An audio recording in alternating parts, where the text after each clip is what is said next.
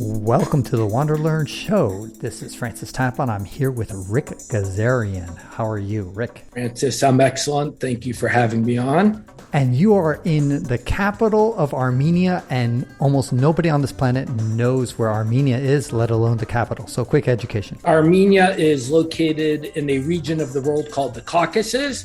It's a small landlocked country of 3 million people surrounded by Turkey, Georgia, Azerbaijan, and Iran. Now, it's 3 million people, but don't you have like 4 or 5 million now that all the Russians have gone there? There has been a large influx of Russians into Armenia since the start of the war, and then a secondary wave, I guess, when the mobilization was announced. I've heard 150,000 people, but I don't have good numbers on that. What I want to talk to you briefly today is about the Extraordinary Travel Festival that's going to be happening in the middle of October.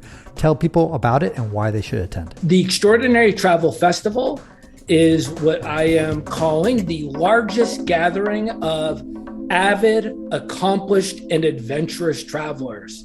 So if you fall under any of those adjectives, or you would like to meet people who describe themselves as that, this is a great opportunity to come to Armenia on October 14th.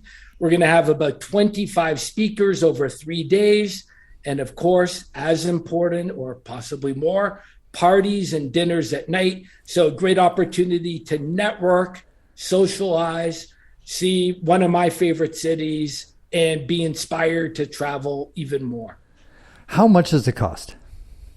Well, it's $399, which includes all the speakers for 3 days, the big party, and the big dinner. But for your listeners, if they use the code FT, yes, they will save $50. So that's $349.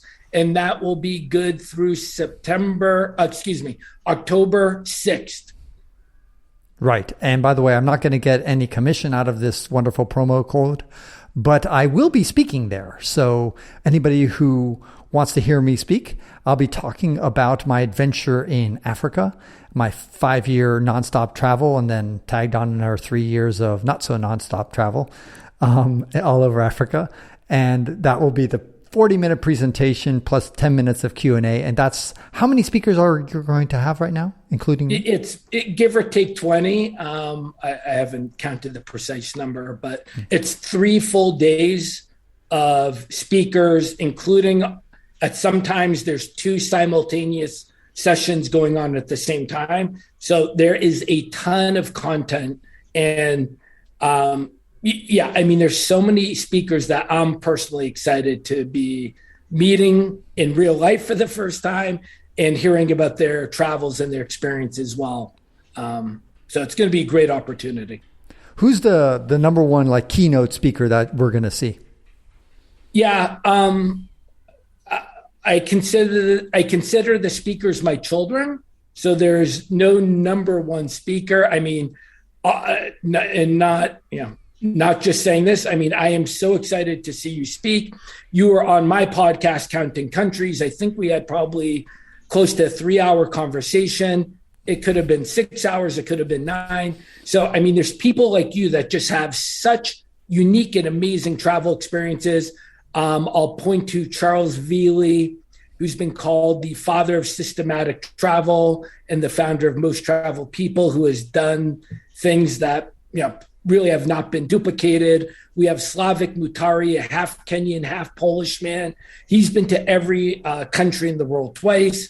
We have Père Besson, who's been to every country in the world. He's a polyglot. He speaks 8 languages. I could go down the entire list, but go to extraordinarytravelfestival.com, look at the speakers, and I mean, prepare to be wowed. It's an awesome list of people.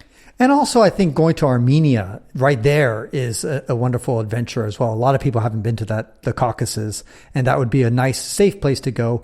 Now, some people might be concerned for safety, either because Russia's relatively nearby and all these Russian immigrants are kind of pouring in. And then there is that little minor scuffle that's going on between Azerbaijan. So why don't you make people get at ease? You've been already there for a month now. And so tell us about the situation from a security perspective for those who are worried about that, or maybe securing a room. Maybe they think, oh, will there be any hotels rooms left and that kind of stuff? Well, I've been coming here for over 20 years, sometimes as long as 4 months on a individual trip. Speaking of just ordinary crime, I view this as one of the safest cities I've been in, meaning there's a very fun restaurant bar scene, meaning I've walked home a number of times at 1, 2, 3 a.m. in the morning. Never have had an issue. I know many single women who have come to the city as well. Just a very safe, welcoming, hospitable country. Speaking of Russia, I mean, I don't think there's any security threat from Russia itself. That war is whatever it is, several thousand kilometers away, if not more. There are Russian soldiers actually in Armenia, but they're used as a tripwire, sort of similar to the U.S. soldiers in South Korea. Right. So we do have some neighbors that have historically have not been that friendly to Armenia. That is Turkey on the west and Azerbaijan on the east. And those Russians are here to, in essence, provide a security blanket over the country. Several weeks ago, or probably 3 weeks ago, in the southern part of Armenia, there were some artillery attacks coming from the east in Azerbaijan. I can tell you in essence, it appears to be ceasefire. Nothing has happened since then. And the parties, Azerbaijan, Armenia, et cetera, have gone back to the diplomatic tables. Great. Yeah, I heard about that quick skirmish that happened, which just flared up and then it kind of quieted down right away. Just to add on, sorry. That's a 4-hour drive from Yerevan. While everybody was, very upset emotionally, the restaurants, the bars, the streets, right. It was business as normal during that 24-hour flare-up. Right. And that's great news. And I encourage everybody to go. You don't need a visa if you're coming from a Western country, either Europe or the United States or Japan. Yeah, the vast majority of nationalities do not need a visa, as you said. You can go to the Ministry of Foreign Affairs. They actually have a very good website. You simply type in the pull-down menu of your country to double check. So it's very straightforward. You'll get stamped in once you come into the airport. In addition, there's no COVID restrictions, meaning you don't need to show a vaccination card. You don't need to show a PCR test. So it's business as normal. You can pretend it's 2019 here.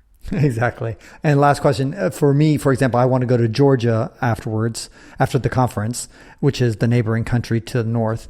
I imagine that's also the border's open and it's, again, a visa-free entry for people with high-income country passports.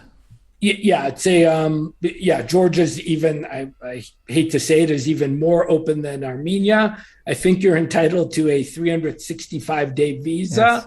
On arrival. I think you get 90 days in Armenia.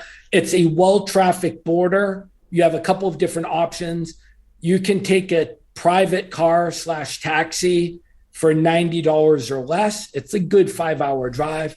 You can take a shared taxi. You can take a marshuka. That's the little code word for a big minibus.